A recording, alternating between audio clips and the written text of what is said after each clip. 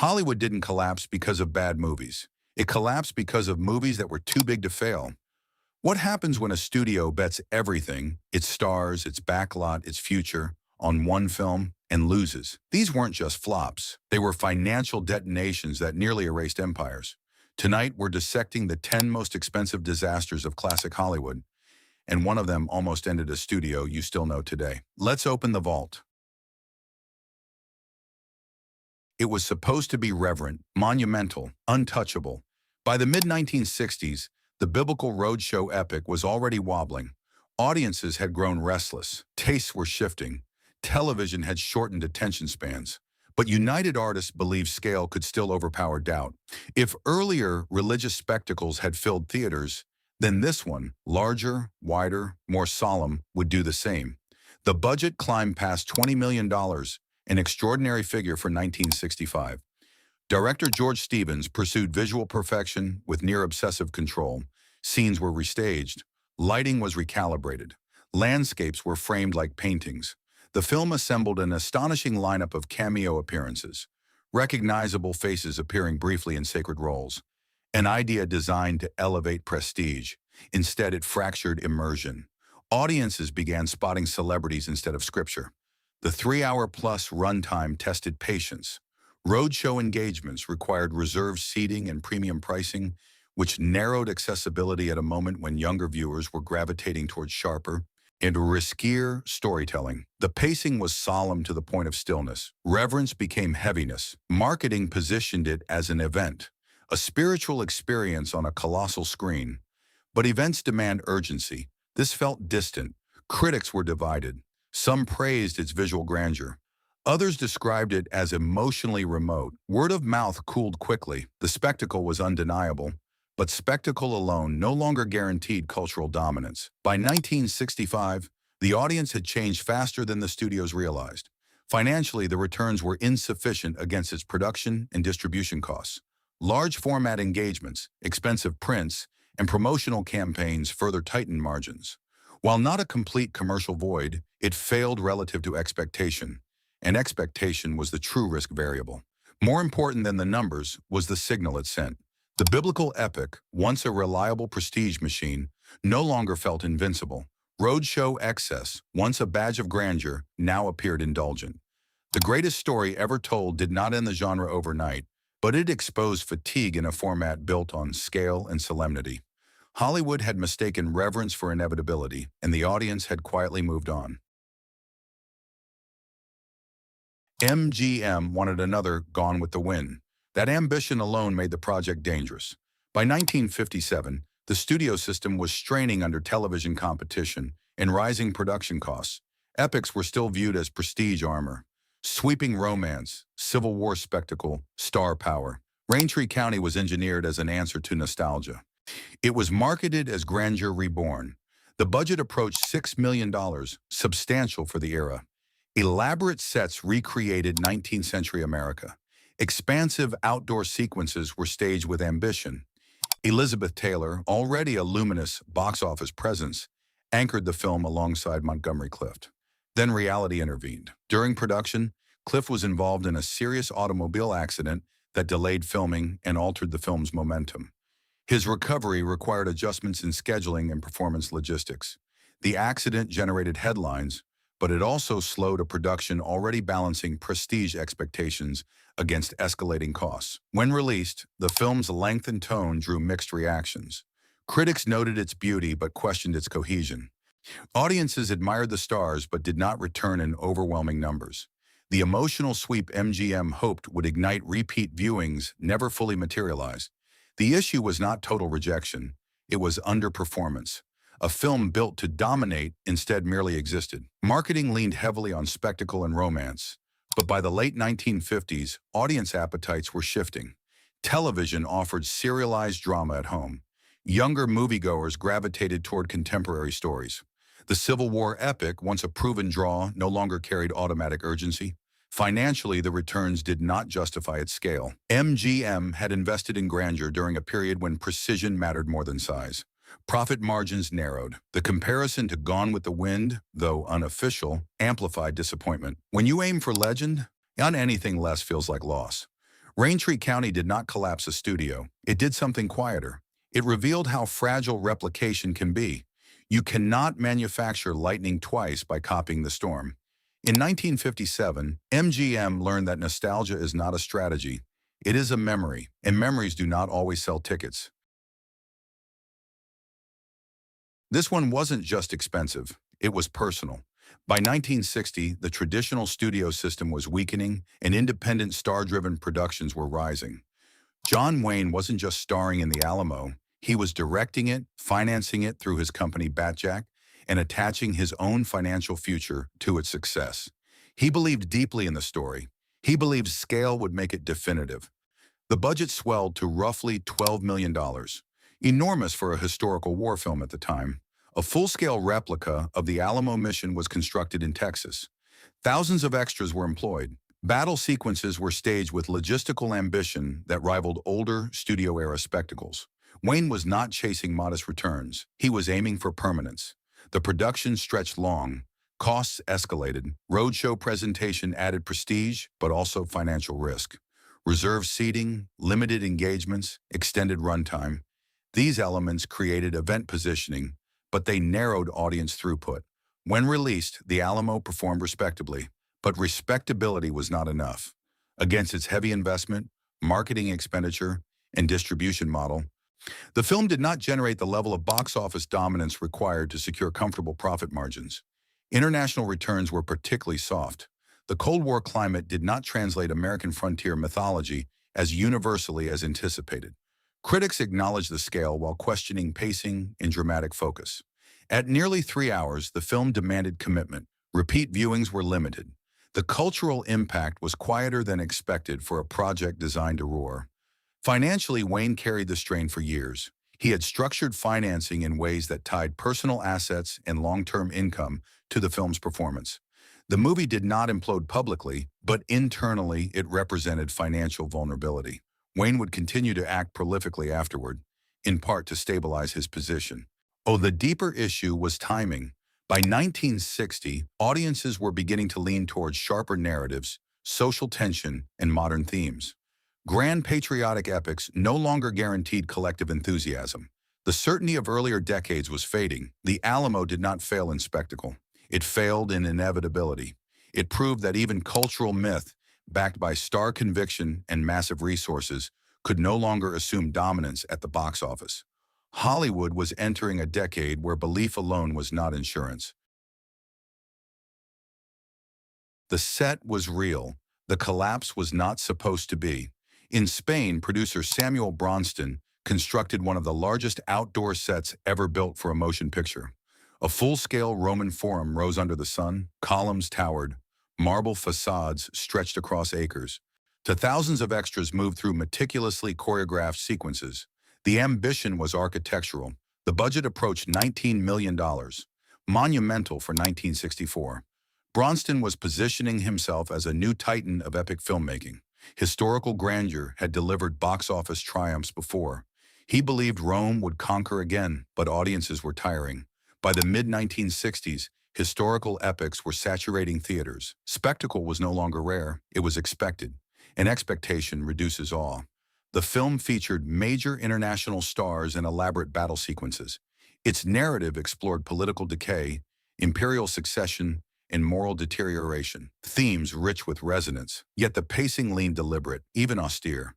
Emotional immediacy often surrendered to pageantry.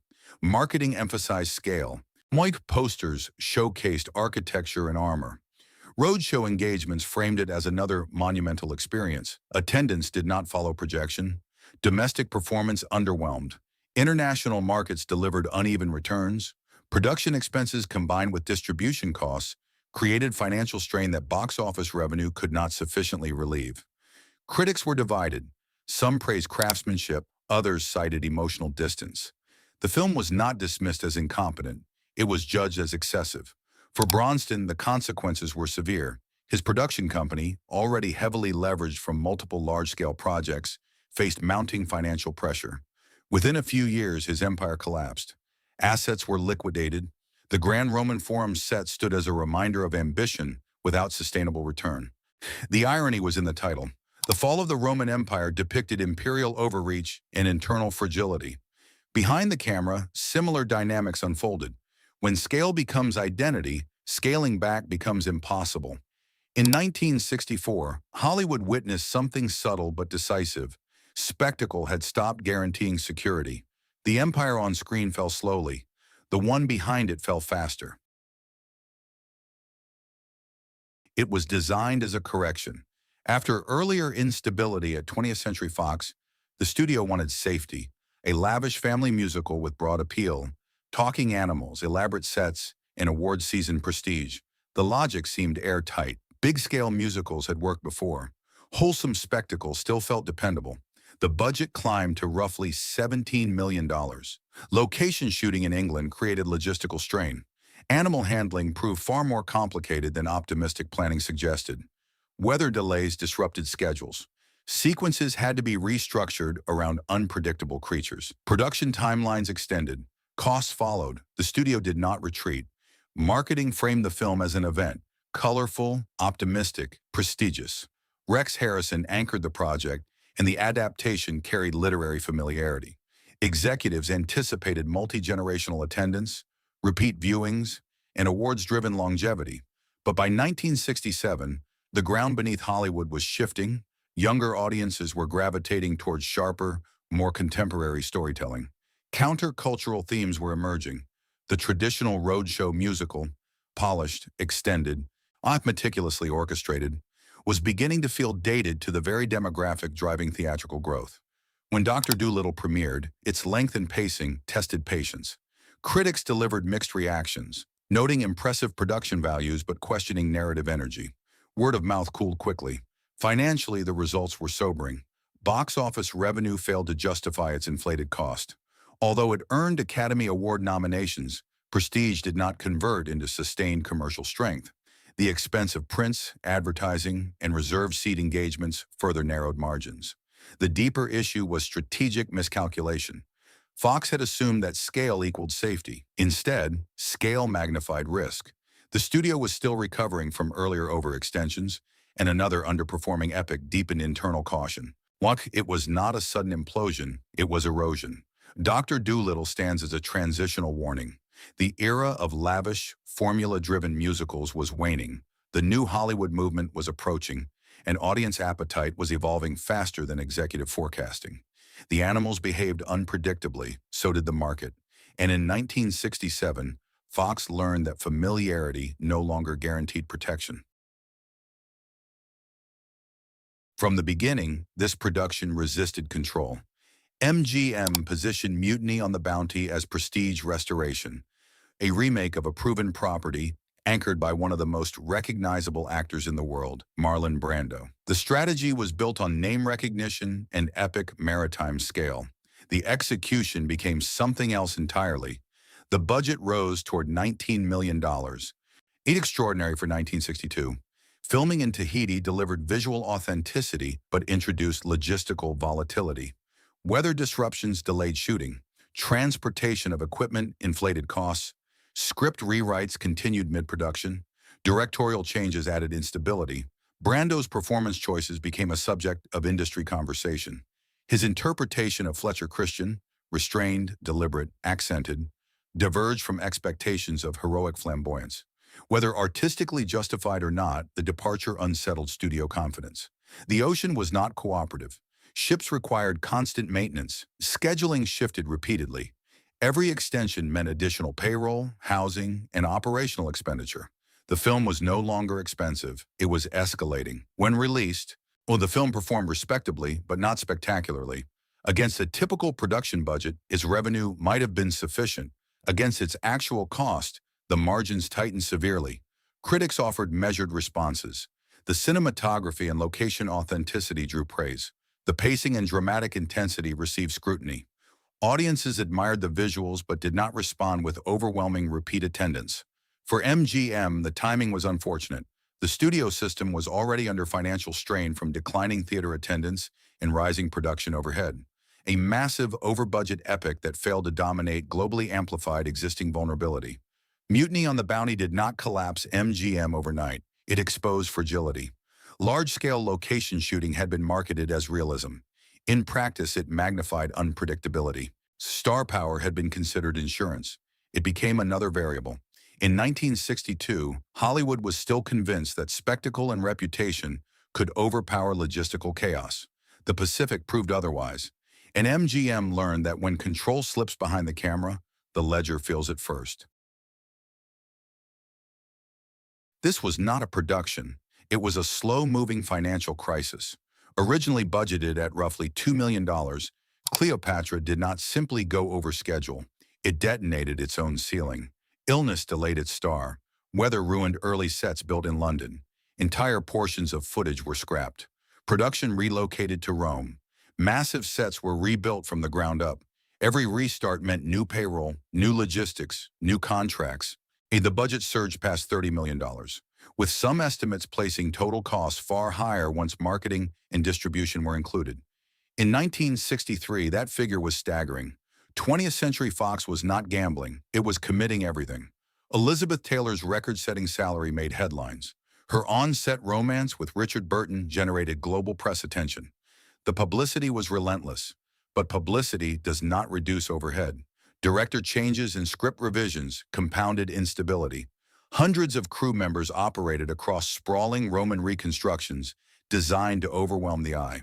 When the film finally premiered, it was undeniably spectacular. Lavish costumes, monumental architecture, widescreen grandeur. It became the highest-grossing film of 1963, and still, it nearly destroyed the studio. Because gross revenue is not profit, the production had consumed so much capital that even strong ticket sales struggled to close the gap. Fox was forced to sell portions of its backlot. Corporate restructuring followed. Leadership shifted. The company's survival required external intervention and asset liquidation. Critics were divided but attentive. Audiences were curious. Yet the scale of spending had already altered the equation. Success needed to be historic to justify historic expense. It wasn't. Cleopatra represents the moment Hollywood learned that box office dominance does not guarantee financial security. Ambition had outrun infrastructure, prestige had eclipsed prudence, the spectacle dazzled, the balance sheet trembled. In 1963, Fox survived, but barely. And every studio in town quietly recalculated what epic truly meant. Before sound, before color, before modern marketing, there was scale. The 1925 silent version of Ben-Hur was conceived as the ultimate demonstration of what cinema could achieve. MGM spared little expense. Elaborate chariot arenas were constructed. Massive crowd scenes were staged with thousands of extras. Initial production began in Italy, where logistical problems escalated quickly. Then the footage was scrapped. The studio restarted production in California, absorbing enormous additional costs. Sets were rebuilt. Action sequences were refilmed. The chariot race alone demanded extraordinary coordination and engineering for the silent era. The final budget approached $4 million, an unprecedented figure in 1925. For perspective, this was during a period when most films cost a fraction of that amount. The risk was extraordinary. Upon release, Ben-Hur performed strongly at the box office and eventually achieved profitability. But profitability was not immediate, and the financial exposure during production placed MGM under immense pressure. Insurance complications, overseas waste, and restaging expenses created a precarious financial moment before returns stabilized. The scale had nearly consumed the studio before audiences could even buy tickets. What makes this disaster complex is that it did not end in ruin. It ended in relief. But the process revealed how fragile early Hollywood economics truly were. The one miscalculation, one underperforming weekend, could have rewritten studio history. In many ways, the 1925 Ben-Hur pioneered blockbuster thinking decades before the term existed. It treated spectacle as investment rather than embellishment. But the silent era lacked modern global distribution safety nets. There was no ancillary revenue stream, no home video, no streaming. Theatrical success was everything. MGM survived because the gamble paid off. Yet during production, it stood on a knife's edge. Ben-Hur proved that epic ambition could work. It also proved that the margin for error was almost non-existent. And in 1925, Hollywood learned how close spectacle could come to self-destruction. Before studios became empires, one man tried to build one alone, D.W. Griffith conceived Intolerance as both artistic statement and public rebuttal. After controversy surrounding his earlier work, he decided scale would silence critics. Not modest scale, unprecedented scale. In 1916, the budget climbed toward $2 million, an extraordinary figure for the silent era. Griffith financed much of it independently. There were no corporate safety nets, no diversified parent company to absorb miscalculation. He constructed towering Babylonian sets that stretched skyward, complete with massive sculpted elephants and monumental staircases. Thousands of extras filled the frame.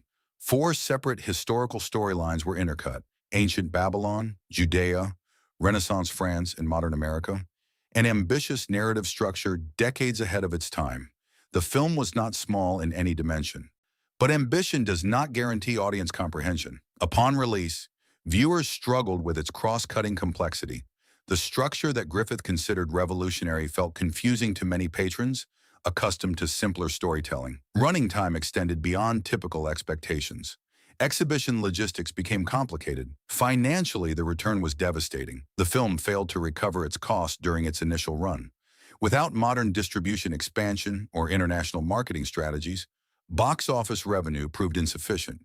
Griffith attempted re-edits and re-releases, but the commercial gap remained wide. The production debt weighed heavily.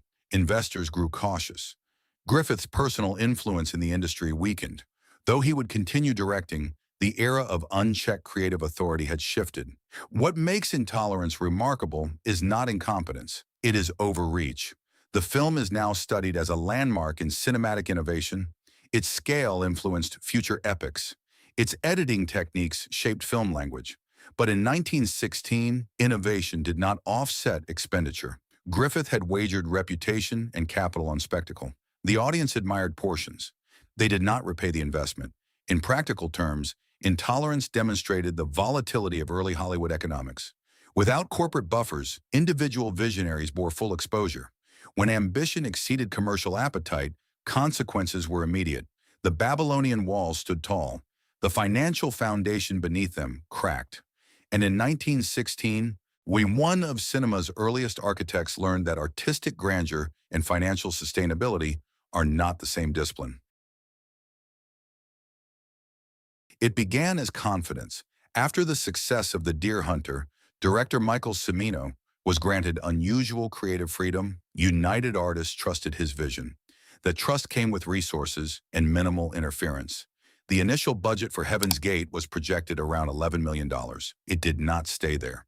Production delays mounted. Cimino demanded repeated takes. Sets were reconstructed for minute aesthetic adjustments. Entire sequences were restaged to achieve precise visual composition. Shooting schedules expanded dramatically. Costs escalated beyond $40 million. A staggering number for 1980. Executives grew uneasy. But intervention arrived late. Trade publications reported ballooning expenses before the film even premiered. Anticipation shifted into skepticism. When early cuts ran excessively long, further editing followed. Release dates moved. Marketing strategy wavered between prestige positioning and damage control. Upon release, the film was critically panned in its initial form. The runtime and pacing were heavily criticized. Audience turnout was minimal relative to cost. The film was pulled from theaters, re-edited, and re-released in shortened form, but the financial impact had already solidified. United Artists absorbed catastrophic losses. Within a year, the studio was sold. The corporate independence that had defined it since its founding era effectively ended. Heaven's Gate became shorthand for unchecked auteur control. It symbolized the end of a particular chapter of Hollywood, the brief period when directors held extraordinary autonomy in the wake of new Hollywood successes. Financially, it ranks among the most severe studio collapses tied to a single production in American film history. What makes it historically significant is not merely the loss, it is the correction that followed. Studios tightened oversight, budget approvals grew stricter, creative freedom became conditional. The gate in the title suggested transcendence. The outcome delivered constraint. And in 1980, Hollywood closed one era of risk with a ledger that could not be ignored. They built empires out of celluloid and nearly burned them down the same way. These weren't careless failures. They were calculated gambles that spiraled beyond control, towers of marble, in armies of extras, blank checks signed in confidence, and balance sheets that trembled when audiences hesitated. Hollywood survived, but it never forgot, because every time a studio greenlights the next big epic, the ghosts of these disasters are still in the room.